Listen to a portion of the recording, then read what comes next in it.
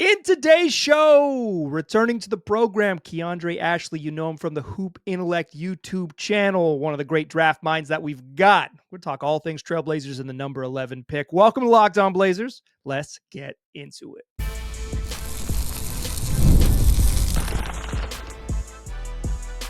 You are Locked On Trailblazers, your daily Portland Trailblazers podcast, part of the Locked On Podcast Network.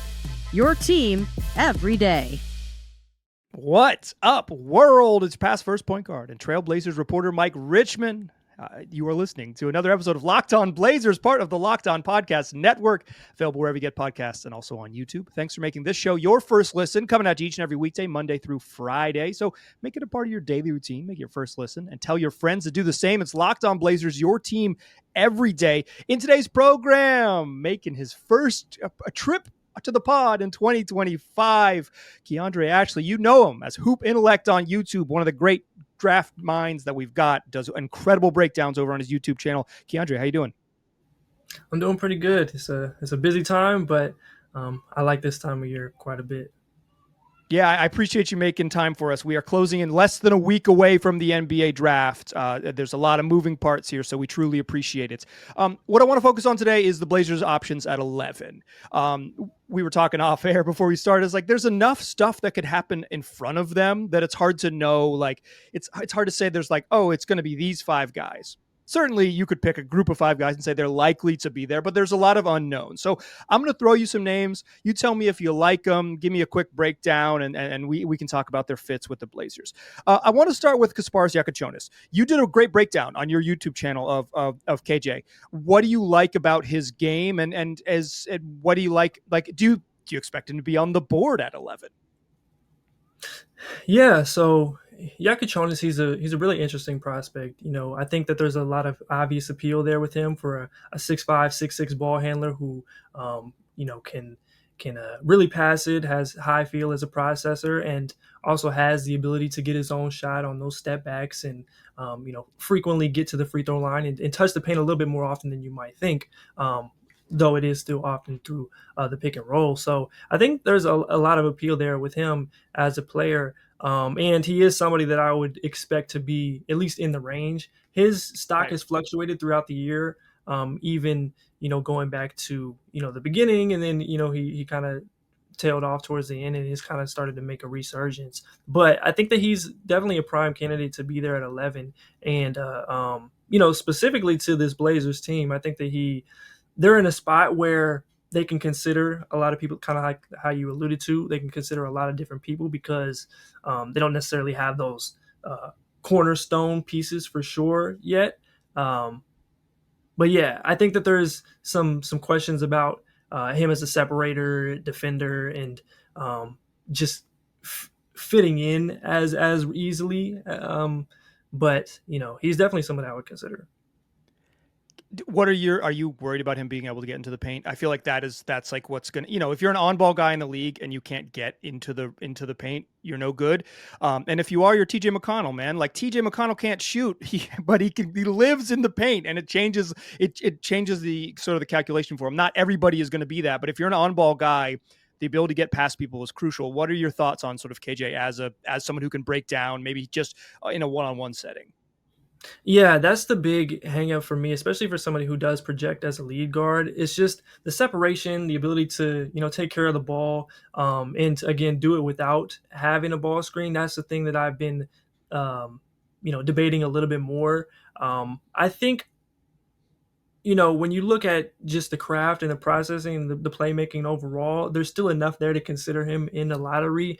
It's just not as much of a home run as I would have liked to see from him. And I think, you got the athletic questions in there as well. A guy who only had one dunk on the season, doesn't finish above the rim. Like, those are some other questions that are there. So that would be the main thing, though. Yeah, I mean, his finishing numbers at the rim are pretty good, but it's like, it's just a different level, right? And if you're not a guy who's maybe particularly explosive, do you keep shooting whatever 70% or something in that range at the rim? I think that's a reasonable question. Can he play off the ball? You mentioned he profiles as a lead guard. Can you see a world in which he's a sort of a 2, or is that maybe not getting the most out of him? Yeah, I can see that, and I think that that's more likely for him is to become like more of a secondary type of creator, just because of some of those concerns. But I think he could do that well. There's some things that he's going to have to nail down in terms of footwork and just being a more effective shooter off the ball that he hasn't been to this point. But, you buy the mechanics. Like, he shot a great clip from the free throw line. He's got good touch. You would hope that an 18-year-old is able to continue progressing in that way, especially in an NBA organization, which is why it's been hard for me to be too low on him. But, yeah, like that's the big thing for him. It's just putting all those pieces together. But I think he could definitely play off the ball some. Sure. Yeah, I feel like if the best version of him is probably like a big 6'6" point guard, but then there's some other Yeah. outcomes along the way. Another guy you recently profiled on your channel, and I want to say this before we get too deep into it. Hoop Intellect for player breakdowns is as good as it gets. Keandre is fair. He's well researched. He's balanced. You're not going to get crazy hype videos. You're going to get someone who watches the tape and says, "Here's what I saw. Here's what I think." That's what I really love about Hoop Intellect, and it's why I first reached out a couple years ago, and I was like, "Hey, Keandre, can you come on the show? Because you're really stinking good at this." Another video you recently did, though, is the Northwest's own Cedric Coward. Made his way from Willamette University in Salem, Oregon, the Willamette Valley's own, to through Eastern Washington and then Washington State for a little bit. Is 11 too high for Coward? What are your thoughts on him? Yeah, so I like Coward a lot, and I want to like him even more. Um, 11 could be a little high. I think just based off of my personal board, there's probably going to be a guy or two that falls there that I would be more interested in. But that's not really taking anything from him. I think that what he brings to the table as a 6'5", 6'6" wing with a 7-foot wingspan, a guy who has proven himself worthy as a shooter and is able to defend in a couple spots and also just make a play when necessary. That's stuff that the NBA loves on every level, whether it is from your role players to your stars. Like that's the pitch there, right? I think for me, it's just because we haven't seen as much of a sample on a higher level, and he hasn't been like J Dub, for example, was a lead creator for that Santa Clara team. Right. So that adjustment, or at least that projection, was a little bit easier, even though he was a sleeper and had a late rise. Cedric hasn't had that same type of opportunity yet. So I think, that's my main hangup, but I still think that like anywhere from like 13 on, like just thinking about who would probably be there, I think that he's at least worth considering. It's just that's the thing that I've been thinking about most. Yeah, to me, he's like very obviously an NBA player. Like he's 6'5", he's 7'2" wingspan. He's got a little bit of shooting, a little bit of defense. It's just, what does he do that is like so? What is the thing that he does so well that kind of separates him and makes him into like an elite prospect? Maybe nothing, but like he checks so many boxes as just like this dude will play in the league for a decade. Like he just, that to me, he looks like it. So it's, I guess for the Blazers to some extent, it's like, do you project that there's more there? Like you said, he hasn't had the opportunities to be a lead guy, but does he does he kind of develop that? Can he develop that behind the scenes and be a little bit stronger there? And then all of the ancillary role player stuff that he does kind of takes him along the way. Yeah, I think it's maybe eyes of the beholder what his ultimate ceiling is. Yeah. Do you think do you think he would have, he chose not to go to Duke. Do you think a year in that higher profile would have, like, do you think he's a definite lottery pick type of thing? Or do you think this is just a small sample size, or what's your read on that? It's tough to say, particularly because next year's class does have so much talent in it, especially at the top. I think that he greatly would have benefited from the eyes and just the opportunity to do more on a higher level. Like from that perspective, I think the confidence in who he was going to be 10 times higher, 20 times higher than it is right now. At least for me, not being able to see him in a workout setting and have that type of perspective.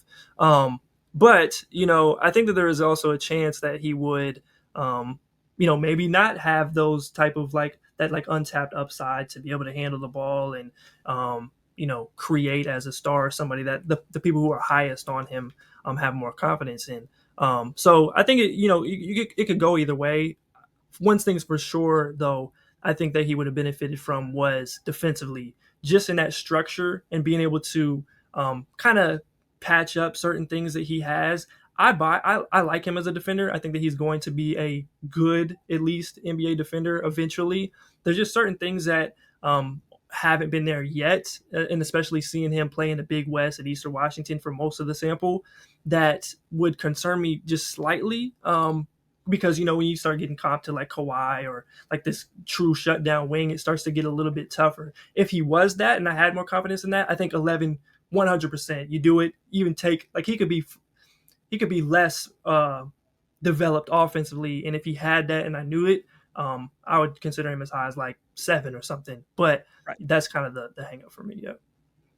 Yeah, I think that's fair. It's just you haven't seen him be, he's had some opportunities, particularly Eastern Washington, to guard the best player on the other team, but it's like, that's a little different.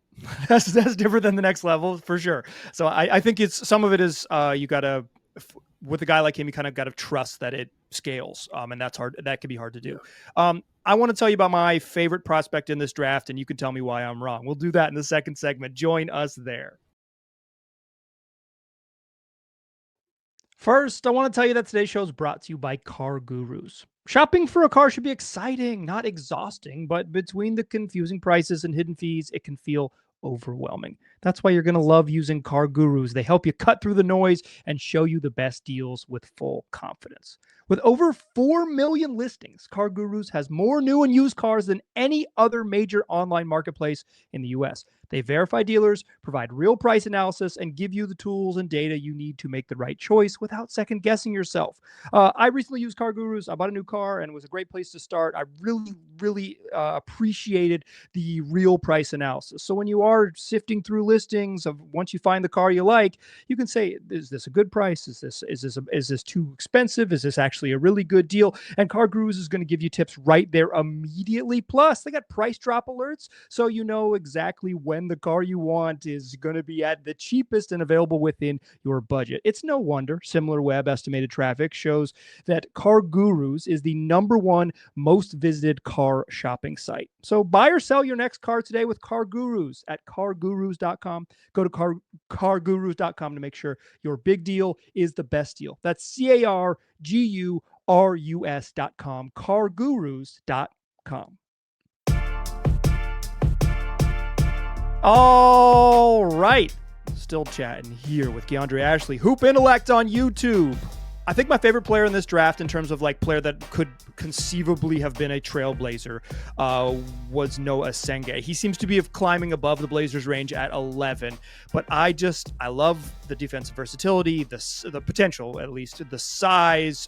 He's not going to turn 18 till like December or something, or 19 till December. He's so young. What do you make of Asenga? He seems like a guy who's now going to be a top 10 pick, and he wasn't always that for sure. What do you make of his rise during this past year? Yeah, I think it's been tremendous. Watching him last summer is when I really started to dive in. I had seen bits and pieces of what he did at the junior club level with Ohm, but playing, FIBA with France, I thought he was good. He was productive, did some interesting things defensively, but he was more of that play finisher type, somebody who kind of just fit in, especially alongside a guy like Nolan Traore, who, took the majority of the creation responsibilities and those types of things. But as the year has progressed, especially playing at a much higher level than he had in the past and taking on a much bigger responsibility, the stuff that he's shown, both, defending multiple positions, finishing plays at a very high rate for somebody his age, dealing with that physicality and the speed of the game, and also showing those flashes as a driver and at times as a shooter, especially late in the year, has been tremendous, especially for somebody who is 6'10", 6'11", just kind of getting into his body. You can think about all the potential upside and things there that you could dream about him becoming. So I think that the rise has been warranted, because you just don't see guys perform at this level in the way that he has too often, especially for somebody who is as young as he is, and then has those tangible pieces also. Because you've seen, I've mentioned this in the video too, but you've seen guys like Tijan Salan and Ousmane Dieng who have certain tools that are intriguing, but may not have the tangibility or the certain spots that make it make sense more at the NBA level. But yeah, like, he's the guy who I would want most at for the Blazers at 11. it seems like he's going to go top 10 at this point, like you said. I would hope that he's there. That's like best case scenario to me. Yeah. But yeah, I think that's where I'm at. We're on the same page. Good. I was hoping you weren't like, what is the deal? He can't shoot. He can't dribble, Mike. What are you talking about? Yeah, I think some of like the sharpening skills, like, he hasn't been a particularly good shooter for a big enough sample to be like, he's going to shoot in the pros, right? He might never be that. He might be a dude who lives in the dunker spot. Right, he might be like kind of a 4 on offense, like a true power forwardy 4. He doesn't have a lot of wiggle, like off the dribble game, but maybe that comes along. But the physical tools and the level of productivity he's had at his age, at the level of competition he's playing at, I buy it. Like I buy it. I'm a believer. Okay, I want to throw you a couple other names that I'm maybe not as high on, but I want to know your opinion.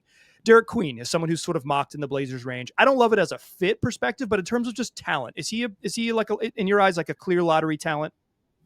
Yeah, for sure. I think that and he was a hard person to, really nail down an opinion on this year, because I think it could go multiple ways. And I'm still a little bit undecided in, where he plays best at the NBA level. And also, I've also thought about, even if he is a complete star, right? Like, how easy is it to build a winner around that player? But, just from a talent perspective, a guy that is 6'10", can score inside, drive it like he can really pass it. It's just, fleet of foot in a way that you just don't see from guys that size. The upside is intriguing. I think that like there's a lot of interest in him from lottery teams for a reason. From the Blazers' perspective, I've wrestled back and forth. Like, I think that actually could work. Like, there's a scenario, especially with Kling in there, and because I think if you have confidence that he can shoot it in the future, that could work. I mean, you'd have a really interesting front court there. But like, you have Ayton right now. Like, there's a lot of things. Toumani Camara plays the 4 well also, so there's a lot of things to consider there. But just from a talent perspective, if he was there at 11, it would be hard for me to not heavily consider him, even with all those things in mind. Yeah, I like him as a skilled player. It's a weird fit in the Blazers, and I don't love the archetype. I just don't love a 6'9" dude who I think is a center. I worry that it's like you're hoping that he becomes Alperen Şengün, and that's a big ask, right? Like, he's a very good basketball player, and even then, you see some of the limitations of Şengün as like sort of a non-shooter, non-rim protector. Obviously, he played on an elite defense this year. You can figure it out, right? There are ways to play a high level defense with a center who doesn't protect the rim. The Rockets are proof of it. Even the Kings with Domantas Sabonis, obviously another very high end outcome here, but like they were above average defense with Sabonis in the middle. Like, you can figure it out. But if he is like a 4 mostly and he's like a non-shooter, it's a little bit tough. And something you alluded to there is like, I think my whole challenge with the Blazers, where does anybody play? Where does any rookie play on this roster, right? Because not only do they have recent lottery picks in Scoot Henderson and Shaedon Sharpe and Donovan Clingan, who are like the guard spots and at center. Toumani Camara is pretty young and like had a breakout last year. And it's like, okay, this dude needs to play a bunch. Denny Avdia was probably the Blazers' best player last season. It's like, well, yeah, this dude needs to play a bunch. So there isn't like an obvious spot there. And that's without even mentioning Anthony Simon's still on the roster, Jeremy Grant's still on the roster, DeAndre Ayton's still on the roster. Like, whoever they draft, and as a team that's sort of out of the playoff, this is maybe unique, is like there isn't a clear path to like a ton of minutes and an obvious role. So while I'm a best player guy, like I truly believe I'm best player available, it's hard to figure out like what the sort of natural spot is. And then that's kind of leads me to this next guy who has such a weird natural spot kind of guy. What do you make of Colin Murray-Boyles? He is, some people think he's the best defender in this draft class, but he's a unique player. How would you maximize his gifts, and what are his gifts?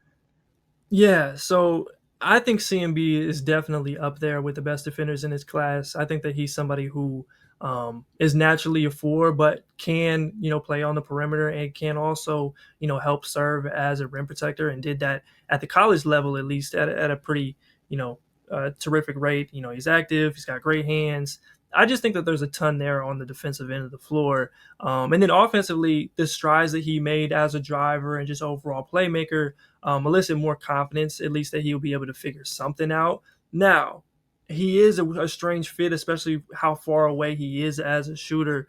I think that he needs a context that'll be, appropriate for him to like really maximize his gifts. And I think that's where he pops. Right now, Portland probably isn't that place for him, especially like if you're thinking, what do you do with a Klingon in Colin Murray-Boyle's front court if that's the direction you go? I'm not 100% sure. I think it'd be great defensively, but offensively, especially in a playoff setting, that'd be pretty difficult, especially if you factor in some of the other guys on a roster. But it just comes down to the shooting. Like if a team picks him and has confidence there, or maybe even not even a ton of confidence in it, but like that he's going to become a decent shooter, then I think that you're fine and you live with that. But because he hasn't been that yet, it makes it a little bit more complicated. But everything else in his game I love, and that's why he's continued to be a lottery pick, really like a top 10-ish type of guy for me. So it's context dependent, but I think that he figures it out.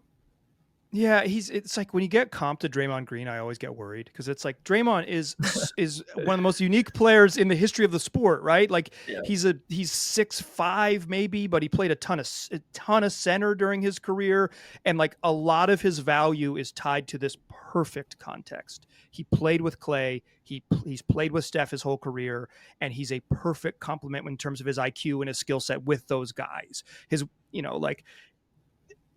is CMB going to get dropped into the perfect Hall of Fame complement situation? If he does, he might be a hooper, right? He might be awesome. But like when you're trying to find those sort of fits for guys like him, he might be a guy, and you mentioned it, and I think I heard it in your breakdown as well. It's like, it might be a dude who just needs the ball. Like that's how you kind of mitigate some of the shooting concerns. Give him the rock, let him drive, let him pass, let him do those things. But on a team like the Blazers, what do with Scoot? What do you do with Denny? Like, what do you do with some of your other guys who also sort of seem to do better in that role? Like, how do you maximize that? You could even argue Shaedon Sharpe has looked better with on-ball reps as opposed to being an off-ball guy. So it's a balance. And if you can't maximize a pick, even if they're really talented, it's maybe not the best use of a selection. Okay, I got a couple other names I'm going to ask you about to close the show. Join us in that third segment. First, I want to tell you that today's show is brought to you by WayFair. There's nothing like stepping into your own outdoor space and feeling like you've escaped into a personal oasis. If you're wanting to update your patio this season, WayFair has made it so easy to turn it into a space that feels like yours, comfortable, stylish, and ready for summer. It doesn't have to just be a patio. WayFair's got outdoor stuff for any space you got. So whether you have a large patio, whether you have a huge backyard, or just a little porch on your apartment, you can go to WayFair and get everything you need to level up your outdoor space. Conversation sets, outdoor bars, fire pits, hot tubs, gazebos, string lights. You can give your backyard that resort feel without the resort price tag. They're going to have a whole bunch of different options. So whatever your style is, Wayfair is going to have a whole bunch of different styles. Plus, they're going to stay within your budget. So stuff you like and stuff you can afford. Plus, when you decide what you want, delivery is free, fast, and totally hassle-free, even if you're ordering something large. So whether you're hosting friends or unwinding with the Locked On Blazers podcast, you can genuinely feel like your backyard is a private retreat. Don't wait. Make your outdoor space your dream oasis today with Wayfair and enjoy it all summer long. Head to wayfair.com right now to shop a huge outdoor selection. That's WAYFAIR.com. Wayfair. Every style, every home. Still a pass first point guard. Still Mike Richmond. Still listen to Locked On Blazers. Keandre, what kind of pickup basketball player are you? What's your? If I'm a pass first point guard, what's your pickup position?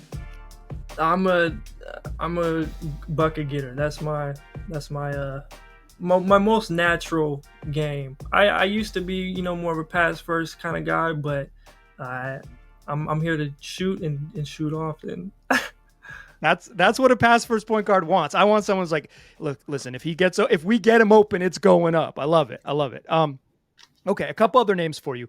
Rasheed Fleming worked out for the Trailblazers. For me, 11's probably too high for Fleming, but he does post some skill. We talked about skill sets and fit and stuff. Like, he's a rim runner who can shoot a little bit, and they kind of need that. What do you make of Fleming? With the caveat that 11 probably is a little bit of a reach for him. Yeah, 11 is definitely just slightly high for me. I think, I like what he brings to the table. Like just his tools, they just don't fail too often. Like uh 6'8", 6'9", 7'5" wingspan, has the potential to space the floor, can, cover ground extremely well and kind of guard all over the floor. He's kind of he's not great as a playmaker. He is Right. more of a big than he is a wing. I think those are the biggest concerns for people, especially because he hasn't had the long track record as a shooter. If you could bank on that, I think more teams would be interested, especially because he is at least big enough to play some small ball five or survive there in moments. But I think that he has a chance to be a rotational piece. It's just probably going to be in that like 18 to 30 range in this draft. Yeah, I think so too. I think he's probably a top 9 guy in his at his peak. But again, like some of it is positional stuff. Like if he had more wiggle off the bounce, like if he could go get Mm-hmm. himself a bucket and wasn't just a standstill guy, you'd feel really good about it. And if he had more than one season in college of shooting well, you'd be like, well, he can be a standstill guy. Who cares? So it's like some of it is just is projecting that. What about Asa Newell? I feel like he's a guy who's been all over the draft board as like, okay, he could be top 10 to now seeing some places where he's going to fall into the 20s. What do you make of his spot in this draft? Yeah, I've kind of become a little bit lower on Asa over the year. I still like him a decent amount. I think he's a easy, first round pick, somebody I would consider in the top 20 in the right spot. But because he is a little bit of a tweener, and hasn't had great success shooting the ball, and also isn't a true center or rim protector, right? Those two things kind of work in tandem, and it makes him it makes his pitch as a player a little bit tougher. Also, when you think about like he can move defensively and move out on the perimeter and guard, but he's not a wing or somebody that you would like navigating ball screens or those types of things. And also has never really been much of a playmaker, even going back to Montverde and even playing in FIBA and those types of things. So I think he's a solid big. I think he's somebody who will be in a rotation, and I do buy the shot more than he actually shot it this year, but um, to be in that top 14, potential at Yeah. 11, I would need a little bit more. Yeah, I'm kind of in the same place with you. I don't think this player makes sense with the Blazers, but I'm very curious about him. Jace Richardson seems to be a dude who everyone says he's an NBA player, but he's 6 feet tall. Like I think he's of a different size. He's totally different. Where are you at with Jace? Yeah, I mean, I'm kind of in a similar boat, man. Like, I love watching him play. I think he's good, and that means a lot. He can shoot it. He makes the right play on most possessions, whether it's just making the extra pass or running a second side pick and roll. He competes hard on both ends, but he plays hard defensively. It's just he's 6'1.5", without shoes on. It's an uphill battle at that point, and he hasn't been like a true lead guard and a pull-up threat in that way that you would, just be like, hey, he can just go get it, similarly to like a Rob Dillingham or a Darius Garland or somebody like that. I still like him. I mean, I think in the right spot, and I wish Orlando would have, still had their 2 picks, because those are both like 16 to 25. You got 2 shots at potentially getting them. Right. Because I think that context would be great for who he is. But yeah, I think that he could honestly go anywhere from um, like 15 to 25, 26, 20, like somewhere in there. I think it could go that way. Is he a one? Can he play? Like, is that what he has to be? Does he have to be a point guard? I think so. And I think if you're drafting him, you at least have confidence or a path for him to have those responsibilities. It's just hard, like to not be a point guard at that size. You like look around the league. The guys who do that or have done that, like a Fred VanVleet or a Kyle Lowry, they played at the same time even in Toronto. Much bigger, much stockier, hold their own defensively, in a completely different way. So and I was speaking like just on both ends, being able to play on and off the ball and guard up a little bit. I think it'd just be tough for him. So he'll definitely have to lean into some of those creation skills that we've seen in the past, with PG Elite and those types of things. Yeah, I think if people were confident he one, I think he's a higher draft pick, right? I think because of the For shooting and sure. that stuff. It's just if you view him as a 2, that's why you're saying like he could be at 25. He did work out in Portland, so just a name I wanted to ask. Okay, this is kind of the news of the day as we're recording this. You were listening, dear listener, to Friday, June 20th show. And on Thursday, there's a lot of whispers that Ace Bailey is falling in the draft. Now, is Ace Bailey going to fall to 11? I don't know. But what do you make of this? What do you make of the sort of the Bailey fall? Because at one point he was 2, right? Like he was like, this dude's going to go second behind Cooper Flagg. And he's like, he's maybe just as good. And now he's like, he's going to drop probably. He seems like a guy who's going to drop on draft night. What do you make of Ace? Yeah, there's been a lot of pieces to this. I think it comes back to some of the concerns in his game in general, like just all the outside noise, aside, some of the concerns in his ability to separate, make good decisions, make plays for others. How good of a, true shooter is he? I mean, I think he's going to be, pretty good, but like that starts to matter a little bit more when you can't do those things at a better rate than he has. And then like, I think he's going to be fine defensively. And that's why I think that he's still a top 7 type of pick, but he had some moments there. So that's where I think the questions start. And then it starts to become a little bit more of a different conversation when he's at least not as willing to fill a role and kind of grow from there in a way that we've seen stars from Paul George to Kawhi Leonard to, name them. There's a lot throughout the lottery, even like a Gordon Hayward or somebody like that. I think that's been the hang up on, is he willing to attack his weak areas and continue to grow from there. So you've kind of got this, and there's rumors about him wanting to get into a situation where he can, have a lot of opportunity early, even if it means losing. So that's where I think the fall comes from, but it really stems from the fact that there's more questions in his game than maybe his highlight reel would show you.